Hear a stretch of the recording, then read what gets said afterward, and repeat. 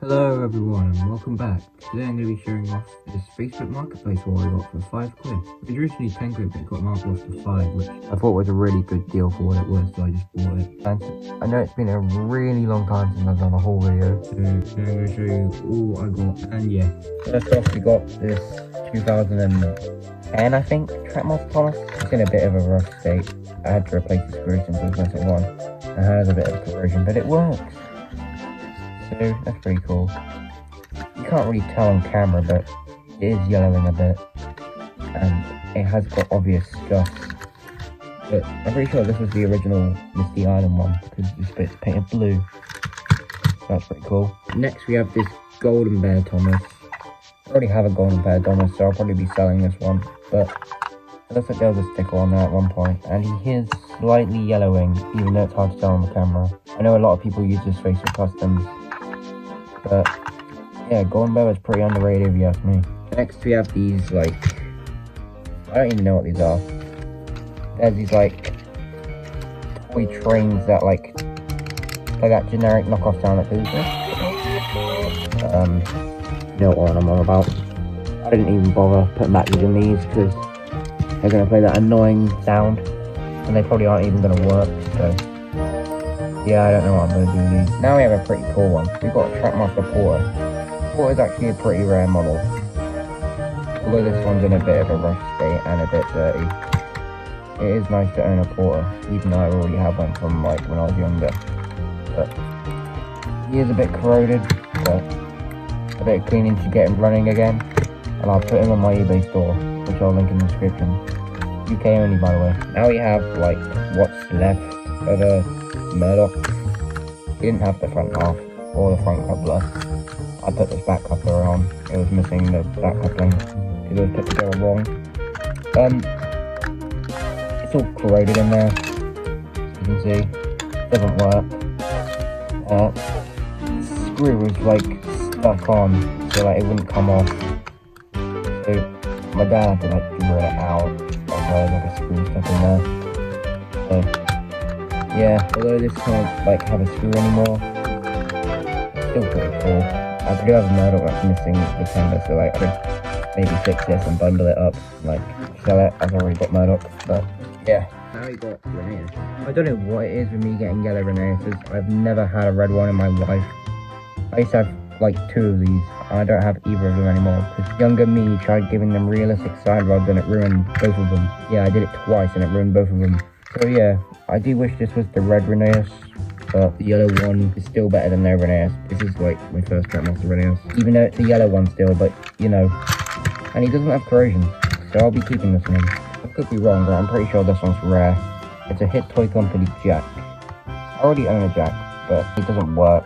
But he is in rather good condition. He just needs a bit of a cleaning. And that face too is in pretty good condition. Now we have what I believe to be a D'Agostini Gordon, however you say it. He is missing his cap stickers and there is chips on his face. But this is in way better condition than my D'Agostini Gordon. At least I have a D'Agostini Gordon that's in better condition. Not perfect, but it's in better condition than the one I've got. These things yellow like crazy, and I hate how the faces are chipped like this. I think they should have made them out of plastic, but yeah, that's the Agostini Gordon. Next we have this giant talking Percy. If he has batteries in him, he actually works, but I haven't put batteries in him. I used to have a Toby and a Spencer one of these, but I don't know where they went, so yeah. This is a pretty good CGI Percy though. I'm not going to keep it, I don't think, because I don't need this, but yeah. The face is really good though, that's probably one of the best Percy faces if you ask me. And yeah, this is CGI talking Percy. Now we have this magazine Ashima. I don't even like this at all, the wheels are so small, and the engine is so long, what is this? I'm not a fan of these magazine engines if I'm being honest. There's also a Hero one, which looks style, but still really bad. He doesn't have the tender, but yeah. It looks better than this one, I suppose. This is longer than Hero. Shima should not be longer than Hero, I don't think. These are just terrible. Now we got this Adventur's Edward. He doesn't have a tender, but he's in really good condition. I don't actually own an Adventur Zebra, so it's quite nice to have this one. This wheel arrangement, man, pains me. But the face is really good for using it on a custom or something. I just hate how squashed and short he is. I just realised how bad this looks. This might even look worse than the push along out of wheel, if I'm being honest. But yeah, it's nice to own an Adventur Zebra, even though I don't have the tender. Now I have the only Trackmaster 2 in the lot. It's a Trackmaster 2 Toby, which is actually quite nice, because I never had a Trackmaster 2 Toby. It doesn't work, but I'd probably fix him up. But he is really clean inside, so I don't really know what could be wrong with him. Probably just a motor change. So yeah, he has got some bite marks for some reason, but yeah. I always found Trackmaster 2 Toby to be one of the best, because the face is actually separate and not painted like at the other Sweeney Gordon. So like, this Toby is probably like my favourite Trackmaster 2 because of that. And yeah, it's Toby. Now here's a weird one. This is the Pullback Crash and Bang Thomas, which came with the Great Discovery set made by Golden Bear. I actually own the set, and I own 2 more of these, but I can't get them to work. Like, this one's corroded, but I have one that's really clean. And like, I don't know how the sound triggers, like, pulls back alright. I just don't know how to trigger the sound in these, because they definitely make sound. Like, I don't know if they're meant to hit the wall and they make a noise, but I said I was going to do a review on this, but not until I can get it to work. So that's going to have to be a thing you guys in the comments have to help me about. But yeah, this is a really interesting toy, and I love that face expression so much. Like, they definitely put effort in this one. Now we have a D'Agostini Donald. No Douglas, sadly, but I've never owned a D'Agostini Donald. I barely have any D'Agostinis. There's no sound of Donald. Although he's missing his name tag, and he's a bit, like, dirty. Nothing but a bit of wet wipes to fix. I probably prefer D'Agostini to Ertl, but some of them have really bad faces. But I'll go into that in a minute. But Donald has got a really good face. And he still has his window stickers too, which is nice. Now he got the handle. And for some reason, he's twice the size of Donald. And twice the size of Gordon. The scaling might be worse than Ertl, I'm being honest. And that is a terrible face. That is not the handle, that is more like scholarly. This would probably work if you use it for like a HO, N-gauge, a handle, or something like that. But it does not scale well for like anything else. Now here's a Tam James. What the segment? I have no idea what this James is saying, but I'd rather not, because I think if I stare at him for too long, he's going to send me to the back room. Anyways, it doesn't work, he's got cut wires. I don't even want to look at this thing for too long. It's too scary, get rid of it. We have a Trackmaster 2 Celebration and in Carbo.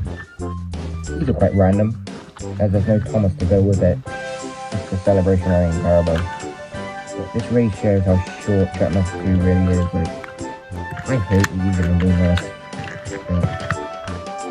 It's good faces though. Now we have a Tony Annie with a scratched off face, which is quite cursed, and a Trackmaster Clarabelle from the Mattel era. They're the same faces, but this one's better because it's longer and it's an actual coach, like a sticker. Oh god, Trackmaster 2 is downgraded so much. But yeah, although the sticker's damaged on this, I'm pretty sure it's quite rare, especially the Mattel ones, because it's the first ever Trackmaster set I owned. Obviously don't have it anymore, but yeah. Annie one, fully scratched, ink off below. I probably have to go in my parts bin so I can fix it up and like take the stickers off. Just make it a plain brown coat, but yeah, these are pretty cool I guess. Okay, so correct me if I'm wrong, but I'm pretty sure these are Oliver's coaches from the Tony Oliver set. They both have missing couplers unfortunately, but I need to try to find out how to put these couplers in there. This one's broken, I don't even know how to get it out. It's all stuck in there. But yeah, these are really nice coaches. I don't think I have these. These will look really great behind like stained or something because they're red. I don't know. I might have to repaint the roofs, but other than that, these are really nice coaches and definitely some of my favourite coaches. Now we have this tanker. This may look normal from afar until you look underneath and you're like, oh no. The wheels don't even turn, it's that rusted. These ones do. But Can't even unscrew the coupler, it's that bad. Like, yeah. This is definitely getting in my parts box. I have this generic Trackmaster 2 wagon, which they probably should have turned it into a talking truck, but you know myself, right? Interesting, it's the older truck before they gave it the spiked wheels and the locked coupler. So this is probably one of the older trucks that Trackmaster 2's made.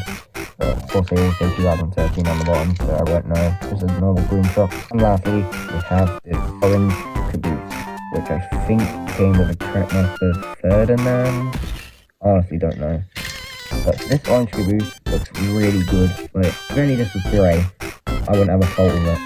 It's orange. The most bright colour ever. But yeah, this is a really nice breakdown, but the colour is just painful to see. And that was pretty much everything. Oh wait, I still got one more thing to show you. This is all the track I got. I got this station, which has marker on it. I'll have to clean it off. I've never seen this station before, so if you know where it's from, please let me know. I got some bridge pieces, this station, some white pieces of track, which is pretty strange, and some yellow ones, and even some red ones. A lot of like random track in there. And I also got this Tommy builder bucket, which is pretty cool. This probably would have been a lot back in the day. Considering this is all £5, it's an absolute steal. But yeah, this is what the set came with, I believe. That's probably where that Tony Annie came from, with the rip sticker. And yeah, even has this track on top that you can use to like build onto and stuff. And there's even more track in here. Yeah, that's a lot of track. So yeah, that was pretty much everything. But before I go, I'm going to show you my favourite stuff I got from the bundle. So let's start. For me personally, these two were probably the highlight of the bundle, as I got a yellow Reus that I can finally own again after like 12 years, and 2 red coaches which I don't think I've owned before. And let me know if I got a good deal or not in the comments, because if not,